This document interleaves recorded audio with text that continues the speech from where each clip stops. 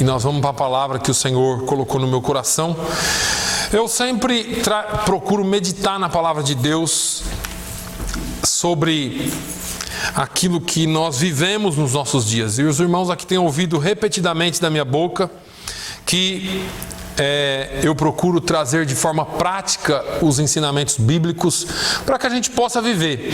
Algumas vezes a gente está lendo a Bíblia e surge alguma coisa que você fala assim, mas o que é que a Bíblia, o que é que Deus ou o escritor queria dizer com isso para mim? Porque são coisas tão simples que nós lemos e fica aquela coisa na nossa cabeça. Eu, principalmente durante os últimos meses, tenho estudado 2 Timóteo e tenho feito uma série de estudos em 2 Timóteo que em data oportuna nós aprenderemos, mas durante os meus estudos e o tempo que eu passo escrevendo, alguma palavra sai e eu tenho que compartilhar essa palavra, porque por mais que eu tenha teimado essa semana em mantê-la e falar, não, vou manter o organograma do meu estudo, porque depois quando eu for dar o estudo, provavelmente eu vou repetir isso, mas eu não podia deixar de falar, porque com certeza o Espírito Santo quer falar com alguns de nós aqui hoje, e eu quero que você seja abençoado assim como eu tenho sido por essa palavra. Essa palavra tem falado imensamente no meu coração. A segunda carta de Paulo a Timóteo é uma das cartas mais fortes da palavra de Deus, porque a despeito de toda a palavra ser de grande valia e ser instrução para as nossas vidas, a carta de 2 Timóteo nos traz um gosto, um sabor muito forte do que é a vida atual. Apesar de ter sido escrita já há 2000 anos atrás, ou quase 2000 anos atrás, esta carta é tão atual quanto o jornal de amanhã.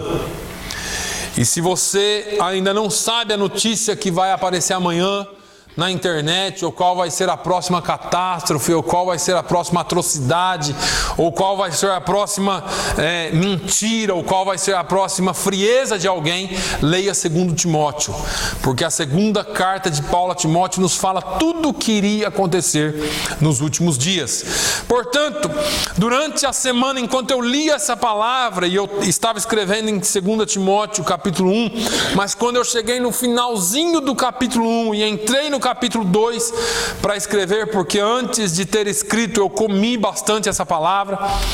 O primeiro versículo do capítulo 2 diz assim: Tu, pois, meu filho, fortifica-te na graça que há em Cristo Jesus. E a gente lê isso aqui todo dia, né? Ou quase, já lemos isso aqui 600 vezes no mínimo. Todo mundo lê muito a Bíblia aqui. Essa é uma igreja abençoada. Mas a gente lê e passa. Fortifica-te na graça que é em Cristo Jesus. Fortifica-te na graça que é em Cristo Jesus. E é interessante que existem algumas coisas óbvias nessa palavra. E existe um contexto, e depois do contexto existe o texto que ela está inserida. Apesar da Bíblia ser dividida por capítulos, isto é uma carta corrida direto. Paulo não numerou, e nós só temos os números aqui para ficar mais fácil identificar frases ou citações bíblicas. Mas Paulo e os escritores da Bíblia não numeraram, com exceção de Salmos, que foi escrito em alguns salmos que foram escritos poeticamente. Mas essa palavra, ela está inserida no meio de uma carta. Eu já falei para os irmãos que essa foi a última carta de Paulo. E Paulo, quando escreveu, ele já tinha recebido a sentença de morte. Ele sabia que ia morrer. Então quem vai morrer amanhã não quer saber da casa nova, não quer saber do carro novo, não está interessado com o que é que vai acontecer depois de amanhã. Ele quer falar sobre o que importa hoje. E o que importa hoje para Paulo é diferente do que importa hoje para alguém que vai morrer amanhã. Alguém que talvez vai morrer amanhã, está preocupado em viver a vida, está preocupado em ir atrás de alguma coisa hoje que ela não fez ontem, mas como ela vai morrer amanhã, então eu quero aproveitar a vida de todas as formas, o mais rápido possível. Ou quem sabe Paulo mandasse uma carta a Timóteo, convocando Timóteo e a igreja para um jejum, para um clamor, para que Deus abrisse as portas daquela prisão onde ele estava e ele fosse liberto. Eu já tenho falado isso aqui. Não foi, no entanto, o que Paulo escreveu. O desejo de Paulo era que Timóteo estivesse alicerçado na palavra de Deus, vivendo aquilo que a palavra de Deus tem para nós. E quando nós entrarmos nessa série de estudos que eu tenho escrito e estudado e pesquisado e tentado, com a ajuda do Espírito Santo, escrever, quando nós entrarmos nisso, nós vamos ver quão preciosas são as palavras do apóstolo Paulo.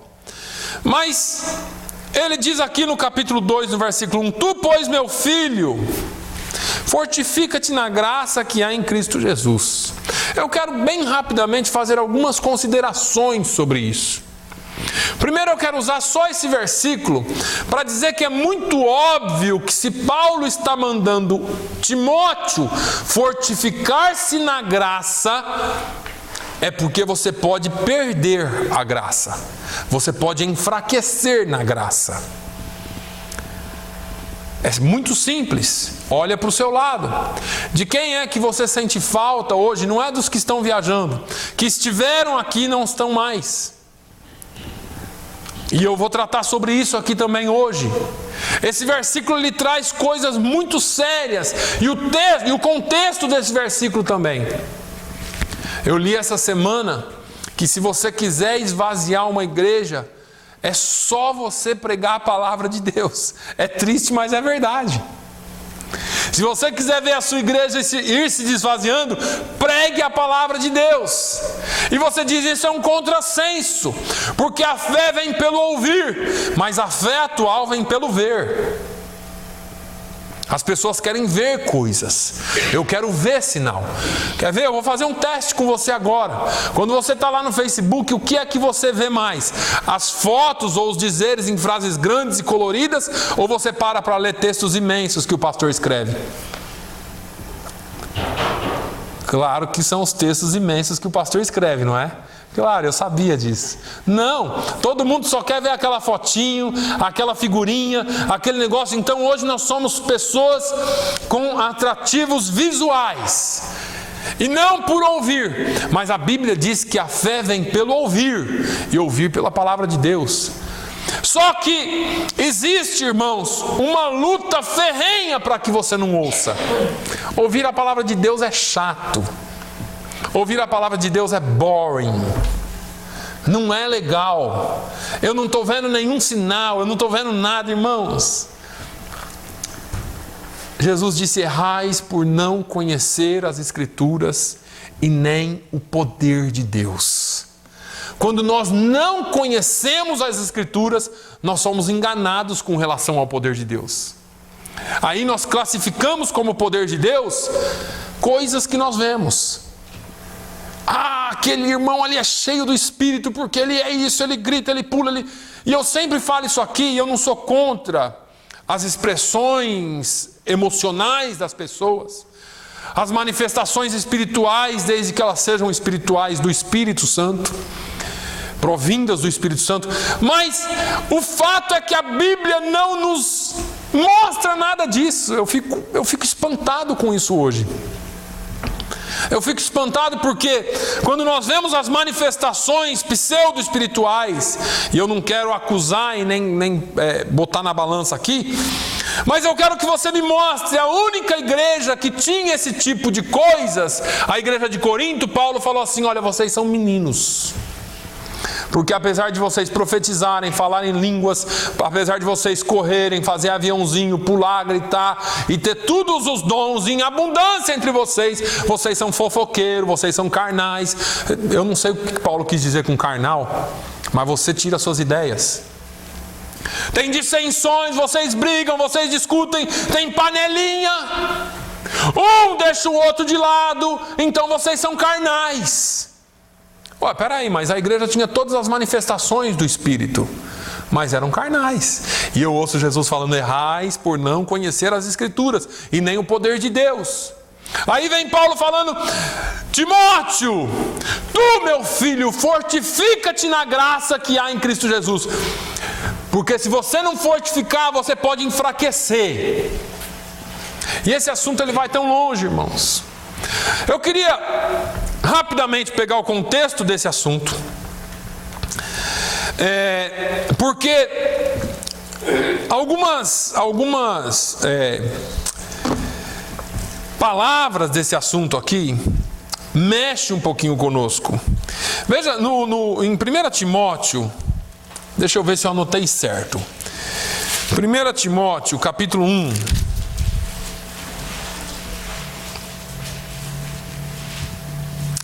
Versículos 19 e 20. Diz assim: conservando a fé e a boa consciência, rejeitando a qual alguns fizeram naufrágio na fé, e entre esses foram Himeneu e Alexandre, os quais entreguei a Satanás, para que aprendam a não blasfemar. Essa palavra aqui é uma das mais fortes da Bíblia também, porque esses dois sujeitos aqui, Paulo diz ter os entregue a Satanás.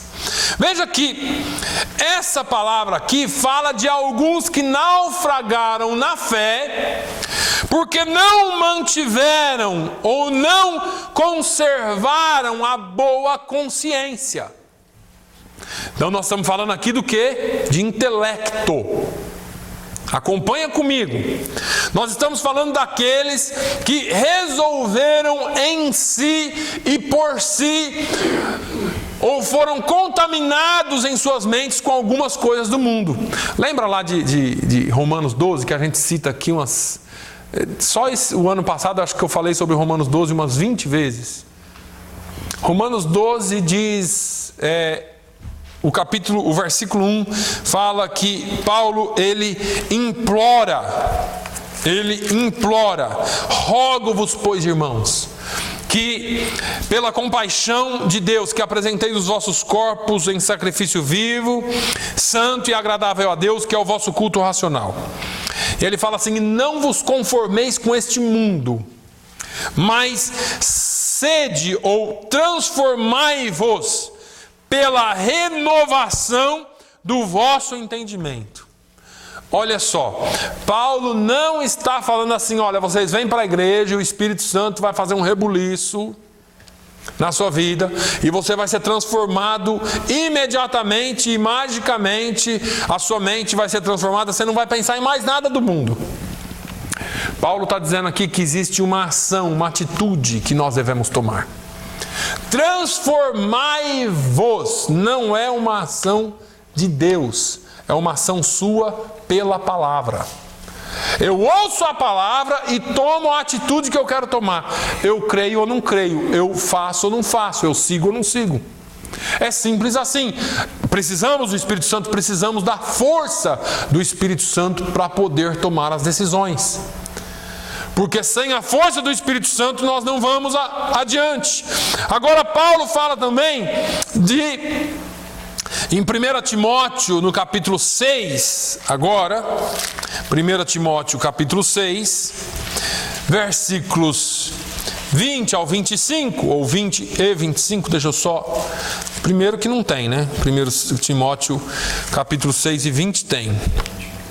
Só o 25 não tem. Mas vamos lá, no 20 e 21. Timóteo, guarda o depósito que te foi confiado, tendo horror aos clamores vãos e profanos e às oposições da falsamente chamada ciência, a qual, professando a alguns, se desviaram da fé. Aqui, irmãos, aqui vem um negócio muito sério. Aqui vem um negócio, fala assim: pastor Paulo era contra a ciência. Não, ele não era contra a ciência. Aqui ele está falando daqueles que abandonaram a fé por causa da ciência.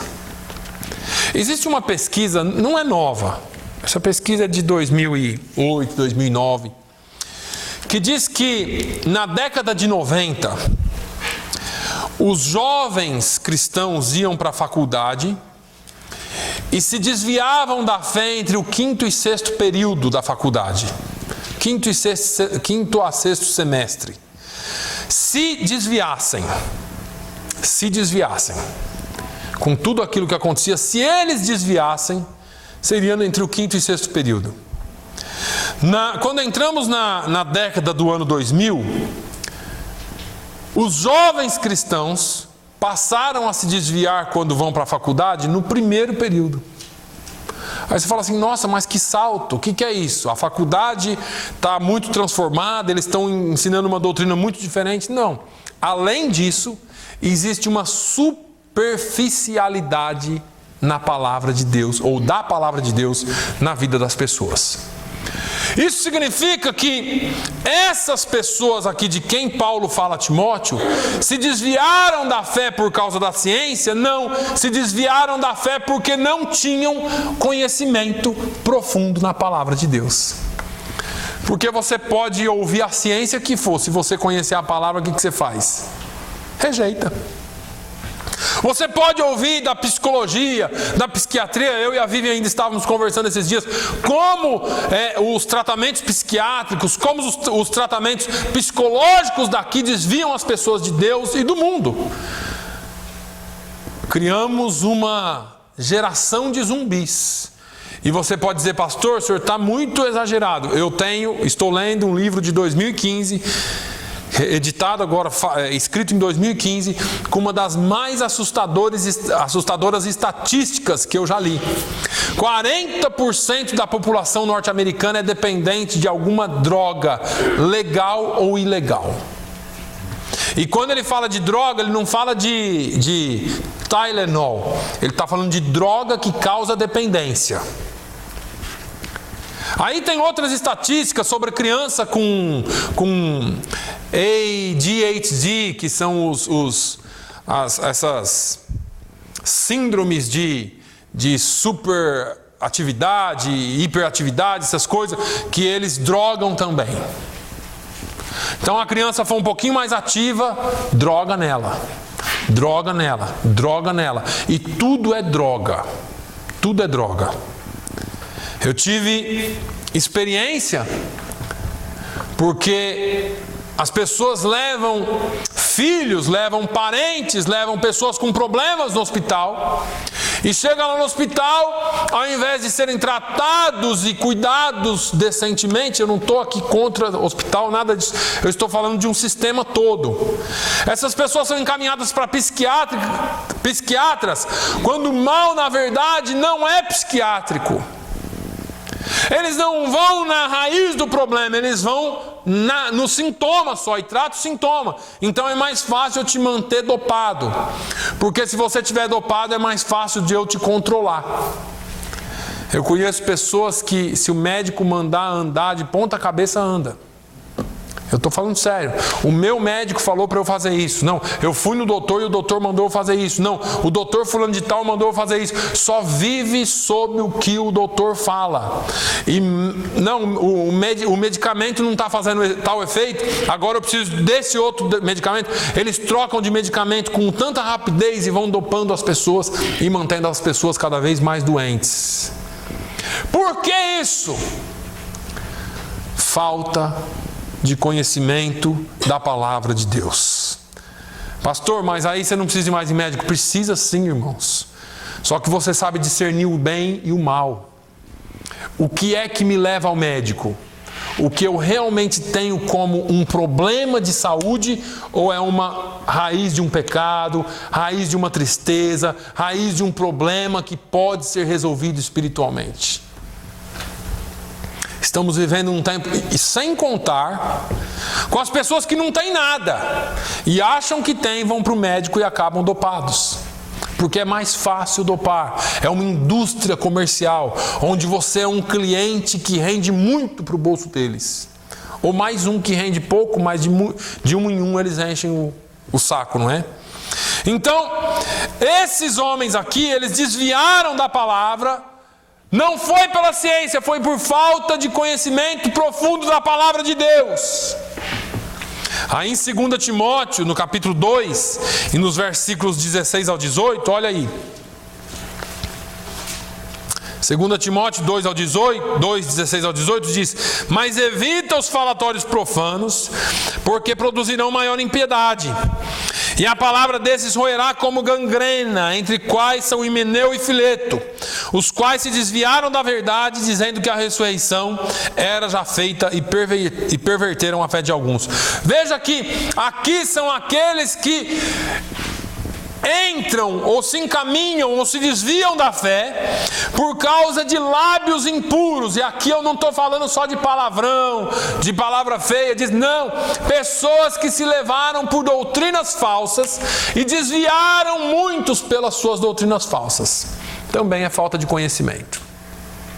Aí vem Paulo em 2 Timóteo capítulo 4, versículo 10. 2 Timóteo 4, versículo 10, dizendo: porque Demas me desamparou, amando o presente século. Outros que desamparam, outros que deixam a fé, porque amam o presente século. Se Paulo está mandando Timóteo se fortificar, é porque nós podemos enfraquecer. Paulo fala assim: olha, você que cuida estar de pé, olha, para que não caia. Não, você viu lá o fulano desviou, você viu o outro lá está assim, você viu? E nós passamos a apontar pessoas.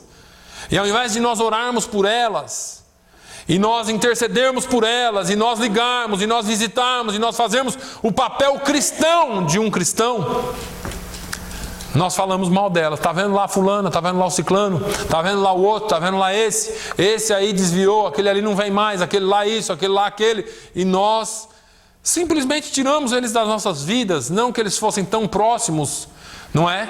Porque todos nós corremos o dia todo e fazemos as coisas, mas eles estavam aqui conosco e nós simplesmente esquecemos que eles estavam aqui. Puxa, rapaz, faz tempo que eu não vejo a irmã fulana, já faz 1 ano talvez que ela não vem. E agora você se lembrou dela. Porque nós temos as nossas vidas, entende? Porque nós corremos o tempo todo com as nossas vidas. E parece que mesmo numa comunidade tão pequena como a nossa, nós simplesmente não desenvolvemos relacionamentos tão estreitos a ponto de nós nos importarmos com alguém. Mas a notícia é a seguinte, irmãos: você pode ser o próximo. Que é isso, pastor? Você pode ser o próximo. Quando nós ouvimos uma palavra como essa: ô Timóteo, fulano me abandonou. Ô Timóteo, fulano caiu porque acreditou na ciência. Ô Timóteo, fulano não está mais no caminho porque amou o presente século. O que Paulo estava querendo dizer para Timóteo? Volta um pouquinho aqui no capítulo 2, no capítulo 1, pertinho do capítulo 2. Olha aqui o versículo 15 do capítulo 1. Bem sabes isto, que os que estão na Ásia, todos se apartaram de mim. Quantos irmãos?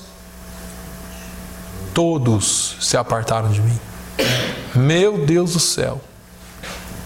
Paulo, o pastor, o grande homem de Deus, o apóstolo, vai, começa a igreja na Ásia, funda a igreja na Ásia, e aí depois ele escreve para Timóteo, falando: Timóteo, todos me abandonaram, entre eles Fígelo, ou entre os quais foram Fígelo e Hermógenes. Olha que tristeza que é para um pastor falar isso. Timóteo, eu fundei uma igreja, a igreja cresceu. Deixa eu só falar uma coisa para os irmãos: esses 2 homens aqui, segundo a história secular e segundo a história paralela, Fígelo e Hermógenes são 2 dos primeiros discípulos do caminho. São dois dos primeiros homens que aceitaram a Jesus e começaram a seguir o Evangelho. Eles eram pastores na Ásia. Não está falando de crente, de banco, de gente que começou a ouvir o Evangelho, não. Está falando aqui de dois pastores que abandonaram a Paulo porque entraram por outros caminhos. E ele está dizendo: olha, Timóteo, todos me abandonaram, inclusive Fígelo e Hermógenes. Tipo falando assim: Timóteo, entre esses todos aqui, esses dois aqui não poderiam me abandonar jamais, Timóteo. Olha só. No versículo seguinte ele fala assim: o Senhor conceda misericórdia à casa de Onesíforo, porque muitas vezes me recreou. No nosso estudo bíblico sobre isso aqui, eu vou dizer isso aqui. Eu tenho pego algumas palavras originais, e essa palavra recreou tem um outro sentido no original grego, mas eu quero que você entenda o que Paulo estava falando para Timóteo aqui. Olha que interessante. Timóteo, fulano abandonou, ciclano abandonou, beltrano abandonou. Olha, esses dois pastores aqui me abandonaram. Agora que Deus conceda misericórdia à casa de Onesíforo, porque muitas vezes me recreou e não se envergonhou das minhas prisões. Paulo, ele dá uma mudada no assunto aqui. E é como se ele estivesse mostrando para Timóteo assim: Timóteo, fortifica-te na graça, porque tem os que caem e tem os que não caem. De que lado que você vai ficar? Isso aqui, irmão, é uma palavra tão séria que, se você for levar a fundo o estudo de cada termo que Paulo usou aqui, ele estava convocando Timóteo, dizendo: Timóteo, você toma cuidado, porque quando ele chama Timóteo aqui, tu, pois, meu filho, fortifica-te na graça que há em Cristo Jesus. Tu, pois, meu filho, fortifica-te na graça que há em Cristo Jesus. Eu quero aqui agora fazer essas considerações rápidas sobre cair, sobre a queda. Porque às vezes eu fico pensando, eu oro pelas pessoas e falo assim: meu Deus, o que aconteceu? Será que eu falei alguma coisa? Será que a culpa é minha? Será que eu não sou um bom pastor? O que acontece? E o Senhor foi ministrando no meu coração algumas coisas dentro dessa carta de Paulo a Timóteo. E eu não quero jamais usar a Bíblia para me desculpar de nada, porque a minha obrigação eu sei que eu tenho que fazer.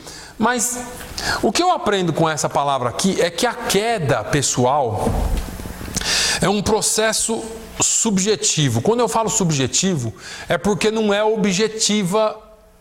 Porque se fosse objetivo, todo mundo cairia, porque foi objeto de uma coisa só. Então o pastor subiu no púlpito e falou alguma coisa errada.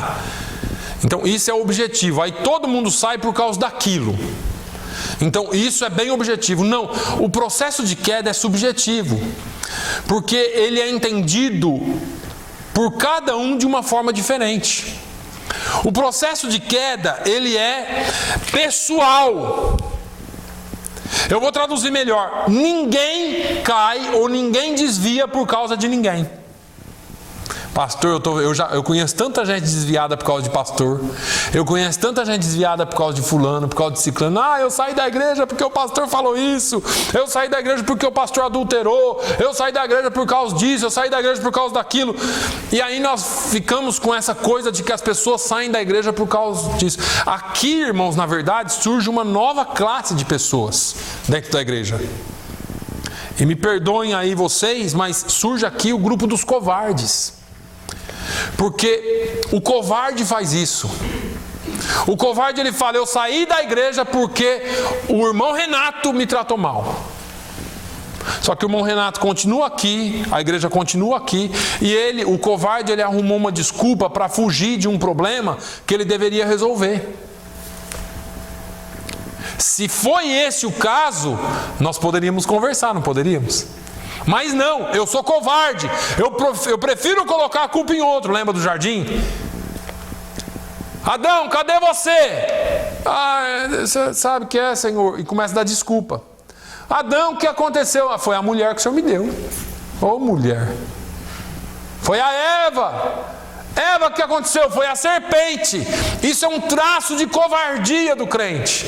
Porque se a gente assumisse os nossos erros, assumisse as nossas posições, não. As pessoas, elas inventam histórias.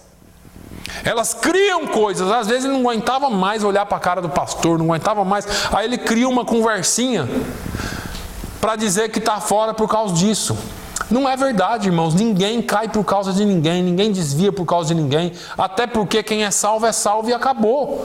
O máximo que você pode fazer é mudar de igreja, mudar de local de adoração. Mas mesmo assim, eu te aconselho a resolver o seu problema lá atrás. Ah, pastor, aconteceu um negócio comigo naquela igreja, não piso mais lá. O senhor me aceita aqui? Aceito, mas você tem que ir lá resolver o seu problema. Porque você não pode simplesmente sair de lá e deixar um problema lá atrás, porque você não vai ser abençoado aqui. Sabe aquelas pessoas... Eu ouvi um pastor falando esses dias que ele teve um problema na igreja. Uma igreja muito grande. E toda igreja cria-se... vou dizer aqui panelinha, não é bem isso, mas é, né? São os grupos. Então eu me relaciono melhor com o irmão Antônio, com a irmã Alzira, e com a Rosane e com o Ronaldo. Então a gente faz esse grupinho e almoça junto. Aí outros se relacionam melhor com a Vivian, com a irmã Aldina. E assim criam-se os grupinhos. Querendo ou não, cria, por causa de afeição. Não que nós amemos mais um outro. É afeição. Não tem como um adolescente gostar de mim, porque minha palavra é velha para ele. Entendeu? Então a afeição, ele vai se juntar com quem? Com o adolescente. E aí vai criando esses grupos, né? E o pastor falou que tinha um grupinho lá e esse grupinho deu um rolo lá, acabou o grupo, cara virada, tal. Aí daqui um tempo, outro grupo, cara virada, 4 vezes, 4 grupos que se desfizeram dentro da igreja. Ele começou a pensar e olhar, ele percebeu que nos 4 grupos tinha uma pessoa em comum. A mesma pessoa que teve nesse primeiro, que acabou, esteve também no segundo, acabou também, esteve também no terceiro, acabou também, esteve também no quarto e acabou também. Aí ele chamou: irmã, que bênção, vem aqui, vamos conversar no meu escritório. E a irmã veio. Ele falou: nossa, que pena, né? O grupo lá desfez, muita gente de cara feia, um de cara virada para o outro. O que aconteceu? Não, pastor, esse povo é ruim mesmo, isso, aquilo. Ele falou: irmã, eu tenho uma coisa para te falar. Nos 4 grupos, a única pessoa em comum é a senhora. Que é isso, pastor? É. E aí foi investigar e o problema não eram os grupos, o problema era a irmã. A fofoqueira da irmã. E aí a gente fica pensando que o erro está em nós. O que eu fiz? O que é que o pastor anda pregando? Será que a palavra é muito dura? Será que não, irmãos? Ninguém desvia por causa de ninguém. Se você saiu da igreja, é por fraqueza sua. Você precisa de ajuda. Você precisa ser restaurado. Você precisa ser fortalecido na graça. Não é culpa do pastor, não é culpa da irmã, do irmão, não é culpa de ninguém. Essa é uma questão subjetiva, essa é uma questão que as pessoas não podem culpar ninguém.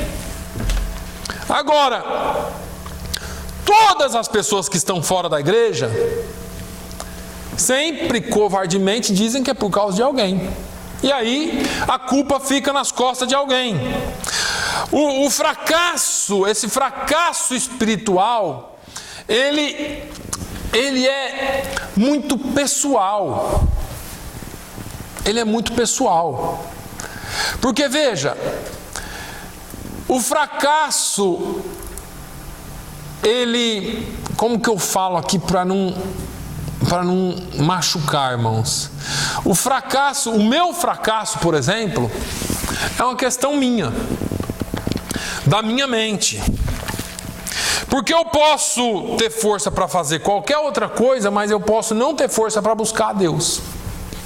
Quando se trata de buscar a Deus, irmãos, é difícil. Eu vou falar para os irmãos, não é fácil.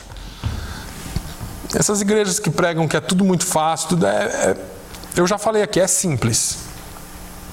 É simples, porque você fala assim: pastor, buscar a Deus. Buscar a Deus é vir na igreja aqui adorar os irmãos, é orar, é jejuar, é cantar, é ler a Bíblia. Isso é simples. Se você, para trocar em miúdos, é simples, não é? Mas não é fácil. Isso é buscar a Deus. Servir a Deus é complicado. Porque servir a Deus envolve força de vontade. Não é automático, irmãos. Não é automático. A Bíblia fala que existe uma luta, que a carne milita contra o Espírito e o Espírito milita contra a carne. Existe uma luta interna entre Espírito e carne. Portanto, não é fácil, exige esforço nosso. Lembra que eu falei já aqui que mudança, querendo ou não, exige mudança. E você fala assim, mas é claro, mudança exige mudança, mas exige mudança em nós. E essa mudança em nós é o que é o maior incômodo que pode acontecer. Porque nós, como seres humanos, não queremos mudar nunca, está tudo muito bem. Mesmo com os nossos problemas e deficiências. Então, exige esforço nosso. E quando eu falo que a queda espiritual é subjetiva, é porque ela é para cada um de uma forma. Então, se você sair aqui hoje, pega alguns nomes de pessoas que não estão frequentando mais a igreja e vai perguntar por que a pessoa saiu da igreja. Vai lá, marca um café junto. Mas por que você não está indo mais? Pode ter certeza que algum de nós aqui é o culpado. Provavelmente eu sou o primeiro. Eu já estou tranquilo com esse negócio. Provavelmente é por culpa minha. Mas pode ser por sua culpa também. Pode ser por culpa de alguém da família dela também. Então, outros vão dizer, não, porque eu errei, eu estou fraco, tal. Esse precisa de todos precisam de ajuda. Agora, para eu encerrar esse negócio aqui hoje, e eu fiquei tão preocupado com esse negócio de falar esse assunto aqui, essa palavra ministrou muito no meu coração, eu queria só fazer uma última consideração antes de nós aprendermos sobre fortificar na graça. Porque é interessante que você saiba isso aqui. A queda de cada um, e deixa eu só definir esse negócio de queda aqui espiritual, porque esse negócio no meio dos crentes é um problema. Se eu chegar no Renato, e falar assim, rapaz, sabe aquele pastor lá? Ele caiu. O que você imagina na hora? Falou que o pastor caiu. O que vem na cabeça do crente na hora? Pecado sexual. Não é verdade? Agora tem tanta gente caída dentro da igreja, irmãos, que é fiel à esposa, que é fiel ao marido, que não tem problema sexual. Porque cair é errar o alvo. E errar o alvo pode ser não fazer o bem. A Bíblia diz que quem sabe fazer o bem e não faz, peca. Cair é pecar. Nós, com essa nossa cabecinha evangelicalista de um evangelho errado que vem sendo pregado há muito tempo, classificamos pecados. Então mentir não tem problema, então tratar mal a esposa não tem problema, então falar mal de um não tem problema, essas coisas não tem problema. O que você faz dentro da sua casa não tem problema, pode espancar a mulher, não tem problema. Tem que ser crente aqui na igreja, tem que vir de... Aqui você pode dar uns pulos aqui que já está tudo certo. Né? Foi isso que nós crescemos aprendendo. Mas na verdade não é assim não. Na verdade, é que quando você vê pastores antigos mesmo, carregando um peso enorme pelo tanto de pessoas que eles jogaram para fora da igreja por causa de coisas comuns que não eram pecado, e deixaram crentes em pecado cruel dentro da igreja por causa de aparência. E hoje eles têm coragem de confessar isso e dizer assim, nós erramos tanto, porque tantas pessoas poderiam ter sido salvas e tantas outras poderiam estar entre nós. E eles só oram para que Deus tenha misericórdia deles e daquelas pessoas, porque eles não sabem onde elas estão. Talvez elas estejam na igreja e talvez elas não estejam mais. Agora, essa queda de que nós estamos falando, essa queda espiritual, quando eu falo que ela é subjetiva e ao mesmo tempo pessoal e objetiva para cada um, ela independe do pastor. Isso me deu um conforto tão grande que eu estou dizendo para os irmãos que isso aqui não é licença para eu errar. e para nenhum pastor errar. Mas isso traz um conforto tão grande, porque a vida espiritual é individual, primeiro de tudo. Você não vai para o céu por causa do seu pastor, irmão, esquece essa história. Você não é salvo por causa do seu pastor, então, consequentemente, você não pode se desviar por causa do seu pastor. A culpa não é do pastor. Ah, pastor, mas está se defendendo. Não, vamos voltar aqui para Paulo. Então Paulo, o grande apóstolo, estava cheio de problema. Porque se todos na Ásia abandonaram ele, se pastores abandonaram ele, se homens fiéis, por exemplo, Demas, que ele disse que amou o presente século, eu não me recordo, eu já pesquisei, já tenho anotado para o nosso estudo, mas eu não sei se é Filipenses ou Tessalonicenses, que Paulo fala que ele era um amado discípulo e cooperador. Era um grande cooperador de Paulo num tempo para trás, mas agora ele amou o presente século. Sabe o que isso quer dizer, irmão Manuel? Que o senhor pode desviar, que eu posso desviar. Que cada um de nós aqui temos que ter consciência da nossa condição diante de Deus. Que cada um de nós aqui, por mais santo que pareça ser, tem que ter consciência de que não depende do seu pastor a sua queda espiritual. Independe de quem seja o seu pastor.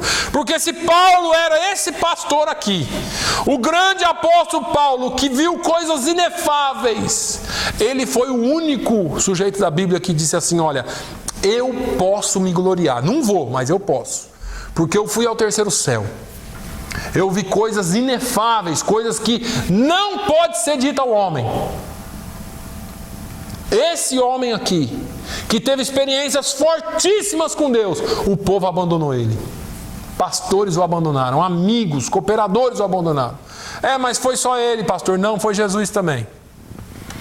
Jesus tinha 12 discípulos próximos, um deles abandonou.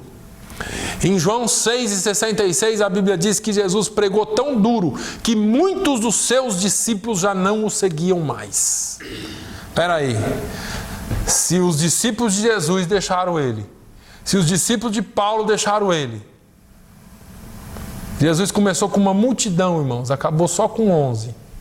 E ainda porque ele foi atrás, porque eles já tinham tudo voltado para o caminho, para a vida deles. Todos eles já tinham voltado para os seus afazeres. Todos eles. Agora, você e eu entendemos por que Paulo escreveu: fortifica-te na graça que há em Cristo Jesus. Eu quero tentar no domingo que vem trazer para os irmãos o que é se fortificar nessa graça. A primeira coisa que você tem que entender sobre graça, graça vem da palavra caris, é a raiz da palavra graça, caris. Fica com isso na sua cabeça. Tem muita coisa debaixo dessa palavra. A maior delas é a gratidão, que é da mesma raiz. O primeiro sintoma de quem caiu da graça é a ingratidão, é a falta de caris, é a falta de graça. É o primeiro sintoma. E Paulo vai explicar tudo isso aqui para Timóteo. É que o português não alcança. Aí a gente tem que ficar cortando os pedacinhos e dando para a igreja. Mas a carta era explícita para Timóteo.